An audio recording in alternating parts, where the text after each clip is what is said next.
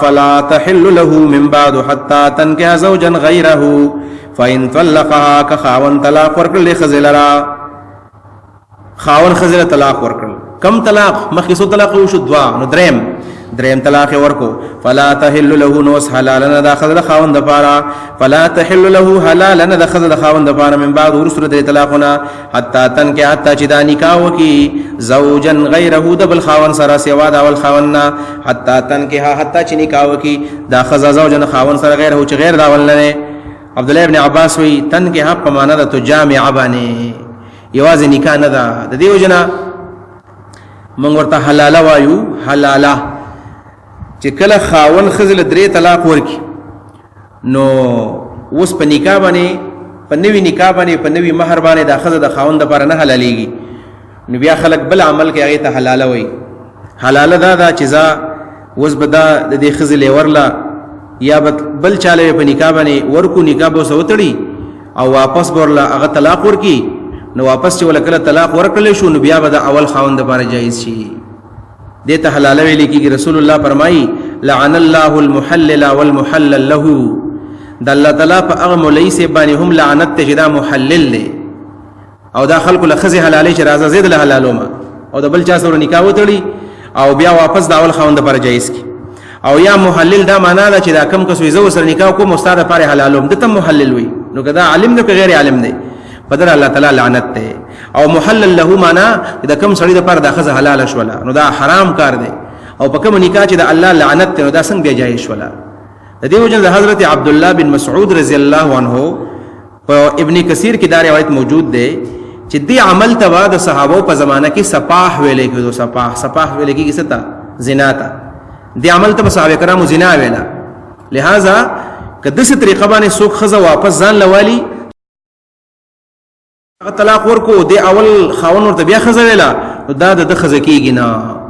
د دلایل سدي یو دلیل خدا دی چې لعن الله المحلل والمحلل له ومحلل او محلل له د الله لعنت دی یو دویم دلیل لري چې عبد الله بن مسعود رضی الله عنه فرمایي چې د صحابه په زمانو کې و صحابه کرامو دې ته زنا ویلا نو زنا هو نکاح نه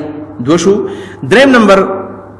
یو صحابي دی رفاعه قرزي رضی الله عنه رفاعه قرزي داغه خزوا او دا خزه د رفاع قرزین طلاق واغستل او د دنه ورستو بیا کده بل سړی دی عبد الرحمن ابن زبیر رضی الله عنه زبیر نه دی زبیر دی نو عبد الرحمن ابن زبیر سره واده وکله چې د عبد الرحمن ابن زبیر سره واده شو واپس ورته بیا غزول خونور یادېدو د احسانات ورته یادېدل نو د خزي څه غلط بیان شانه وکړه او نبی له سلام خاله را لاله او داسې په کنایاتو کې په اشارو کړه خبره وکړه و یا رسول الله ما دا رفاع قرزین طلاق غستی دی او دا غینه بعد مې د عبد الرحمن ابن زبیر سره وعده کړی دی خدا سے د خپل پټې پلوې پلاس کې نیولې او دا سي اشاره وته وکړه چې د الله نبی زما دا خون زما سره په تعلق باندې اړو قادر نه دی قادر نبی صلی الله علیه وسلم خدا خزه غلی شو لکه نور تفصيلات نشو ویل نبی صلی الله علیه وسلم تاسو خیال لې ته واپس د رفاع قرزی سره واده کول غواړي او د رفاع قرزی سره واده کول غواړي مطلب دا چې زما د دې صرف نکاح شوی دا نور تعلق هغه قادر نه دی شوی نو رسول الله ورته لا نشي کېده دا لا نشي کېده حتا تذوقي عسيلته ويذوقه وعسيلتك مطلب دا چې تاسو د یو بل صحیح پیدا نشي نه یاغستی او د خزه خاون تعلق هم نه ساتلې دا غي نه بغیر تر خپل اول خاون د پاره نشي جایز کېدلې او هغه واپس ولېګلا دنه معلومه دا شو او دا معنا عبد الله ابن عباس هم کړی دا حتا تنکه حتا تجامع چې مسله دا چې کله خاون خزه پریدي دا غي نه ورستو دا په صحیح طریقه باندې د بل خاون سره نکاح کې یوازې نکاح نه بلکې خزه خاون چې کوم تعلق دی هغه به وساتي او دا غي نه بعد چې به طلاق ورکي او دا غي نه بعد عدت کې شنو بیا ول د اول خاون د پاره جایز کیږي یو شو بل دلیل واورا بل دلیل دا چې زمونږ په دین کې متعه مونږ ته حرام وي متعه پیژنې تاسو متعه کوم چې شیغان دغه قایل دي متعه لکه نکاح وخت ته چې یو خاون خزه ته وي چې زستا سره واده کوم یو کال لپاره دوه کال لپاره 15 کال لپاره د سړی مسافرې لاړ شي مسافرې کې خاص واده وکي محدود او هغه مہر ورکي او دا نکاح د خیبر په جنگ کې دا حرام شوی دا نو دا صورت هم د متعه سره بیا مناسب شو څنګه مناسب شو د متعه سره یو شان شو چې خاون خزه طلاق ورکړ دا اوس د بل خاون سره واده کوي نو څو ورته وي تر سره صرف واده وک بیا به طلاق راکې واپس د خپل خاون سره واده کوم دا خو متعش ولا دا خو حرام ځون په دین کې دې سره یو بل نقصان بل دلیل دا وره بل نقصان دا دی چې کله تا مخکې د عدت مسلې واورېدلې چې کله خاوند ښځه طلاق ورکي دا به څومره وخت لري د خاوند په کور کې 3 میاشتې به تېروي 3 میاشتو پورې یتربصن بانفسهن 3 قروء 3 حیضه به تېروي د دې نه وروسته بل واده کولی شي او دا په دویمه ورځ باندې بل سره واده کوي دا واده خو شوی نه دی دا خو شوی نه دی 3 میاشتې به کم از کم تېري 3 میاشتې او دا غین وروسته بیا په خپل خوخه باندې بیا بل واده کول پکار دی خپل خوخه دین وروسته بیا طلاق د مکره په زور باندې طلاق واقع کول دا خو د امام مالک مذهب دی واقع کیږي نو بیا په زور په طلاق امراله چې تاسو دا خزه پرېږ دا په دې کې بل نقصان راغی چې طلاق مکره پکې رالل په زور باندې طلاق راغلل او بل دا چې هغه طلاق ورکړل نو بیا هم د عدت تر 3 میاشتې بیا به هم 3 میاشتې عدت کوي بغیر د عدت نه دوه عدتونه به منځ کې وېستل لہذا دا ټول مفاسد دي او الله دې رحم وکړي ډېر خلکو خ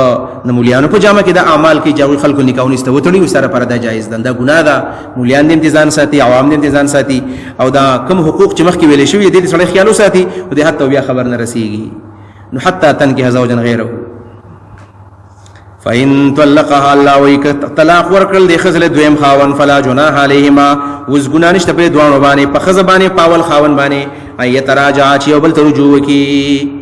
ان ظننا ان يقيما حدود الله ان ظننا ردي دوانو دا ګمانو دا یقینو ظن با چې کله ان راغی یقین شو کله یقینو ان يقيما حدود الله چې قائم بکد الله حدود نو بیا دی بل ترجو وکي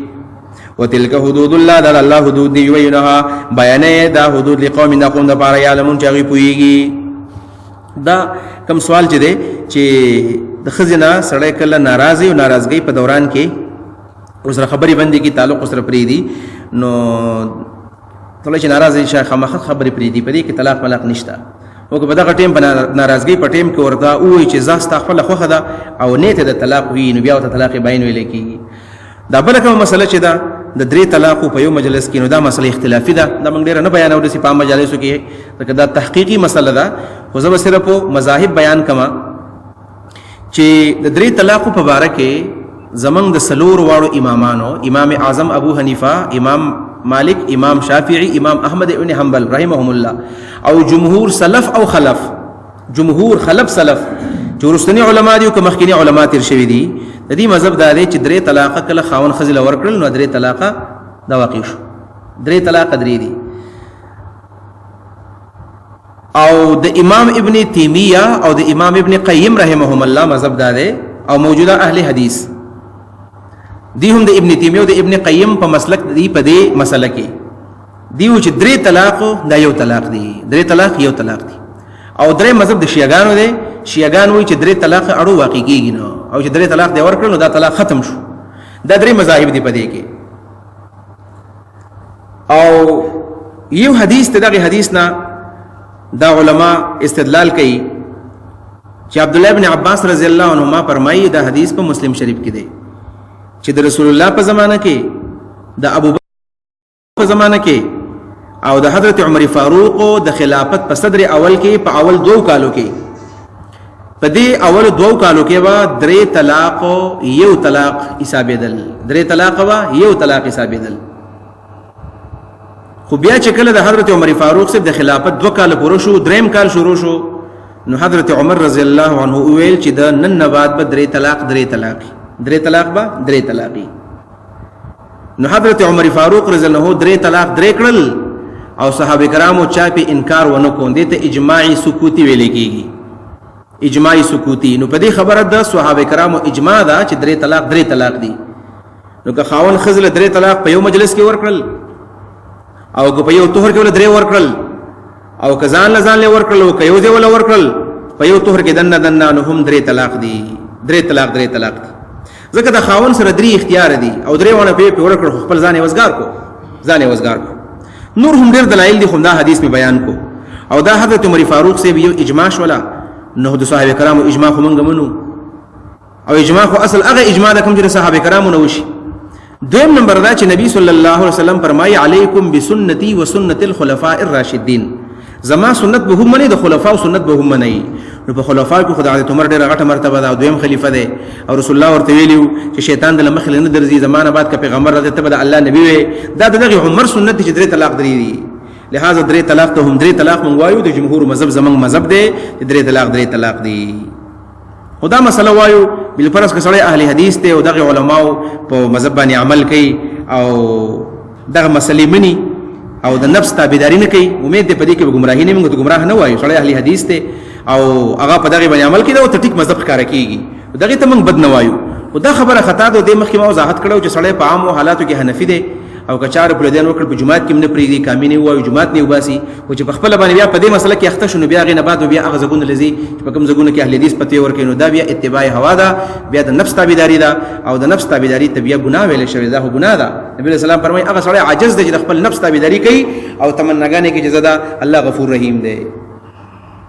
وَإِذَا طَلَّقْتُمُ النِّسَاءَ فَبَلَغْنَ أَجَلَهُنَّ فَأَمْسِكُوهُنَّ بِمَعْرُوفٍ أَوْ سَرِّحُوهُنَّ بِمَعْرُوفٍ. وَإِذَا طَلَّقْتُمُ النِّسَاءَ دا وسو د عدت یو بل مسله بیانې. الله وَإِذَا طَلَّقْتُمُ النِّسَاءَ کله چې تاسو طلاق ورکړئ ښځو لره فبلغنا دا بلغنا لفظ دوه راغلی دی، دلته موږ معنا کو د قاربنا فبلغنا ورنږدې شولې اجلهن خپل عدتونو ته، عدت ورنږدې شولې یعنی عدت په تیرېدو دی. نو د جاهلانو په شان چل مکو چې عدت نه حسابوي، عدت حساب کوي. نو فامسکوهن راوساتې د ښځې بغیر د ضرر نه بمعروف نه معروف طریقې مطابق خو ساره کا ښځو توایا او صرحوهن پرېږدي د ښځې بمعروف نه معروف طریقې مطابق پرېږدوا طلاق ولا ورکا. ولا تمسكوهن ضرارا لتعتدوا دا امسكوهن تشریدا ولا تمسكوهن او مرای سره وی دا خزي ضرارا د ضرر ور کولو لپاره لتعتدوا چې زیاته وسره وکي چې طلاق ور ورکي او بیا واپس رجوع ورکي بیا طلاق ورکي او بیا رجوع کوي او بیا طلاق او بیا رجوع نو دا ضرر دی. ومن يفعل ذلك چا چې دا عمل وکړو فقط ظلم نفسه د بازار من ظلم وکړو. ولا حزوا او منی سي تاسو د الله آیتونه حزوان پټو سرا د الله آیتونه پټو باندې منی سي. حزوان معنا متروکن بلا سنن ابن ماجه او ابو داود کی حدیث ته کنا رسول الله فرمای ثلاثه جدهن جد وهزلهن جد، درې سيزونه دي چې رښتیا دي او غب شپم رښتیا دي. الطلاق والنکاح والرجوع، یو نکاح دا یو طلاق دی بالرجوع دی، په دې کې غب شپ نه دی لګول پکار. یو دې آیت مقصد علما دا بیانې چې جاهلانو بده سي وکړل چې کله به یو غلام آزاد کو چې هغه بزان تیار کو ولم بل روان به شو اجازه وختله وای کینه ما خلاص سي غب لګاو ما خاصه غب لګاو الله وینا غب نه لګي چې کله د غلام آزاد کوی پر دی ویل بس دا آزاد شو دینو مردا چې خزه ولته په ما طلاق او زد خپل پلار کرا هغه چې خپل ټوکی موکی راواغه روانه بشوله دروازې ته ورسېدله بل ما خاصه غب لګاو راځه بیرته ته زما خزه نو الله وینا آیتونه ټوغي په سیمه کوا. او بل معنی دا چې سړی د دریو نه زیات ورکی لس طلاقه شل طلاقه. د عمر صاحب زمانہ کې داسې شوی دی یو کس ویل چې ته په ما باندې پسلو باندې طلاق نو حضرت عمر ویل درې طلاق درې شو او د باقی د الله په کتاب په خندا وکړه نو سزا بدل درکوما. وذکروا نعمت الله علیکم، یاد کې نعمت الله چې پتا سبحانه کړی دی. وما انزل او هغه نعمت چې نازل کړی دی علیکم پتا سبحانه هغه سره من کتاب چې کتاب دی والحکمت و حدیث دی قران او سنت الله را لګلی دا الله یو خصوصي رحمت دی. نو نعمت الله مراد پیغمبر شو او د کتاب سنت نه مراد قران او حدیث شو. یعظکم به نصیحت کی تاسو الله تعالی به په دی باندې واتقوا الله الله نه ویریږي وعلم پوښي ان الله چې بشک الله تعالی بكل شیء علیم پر سبانی پوهیږي.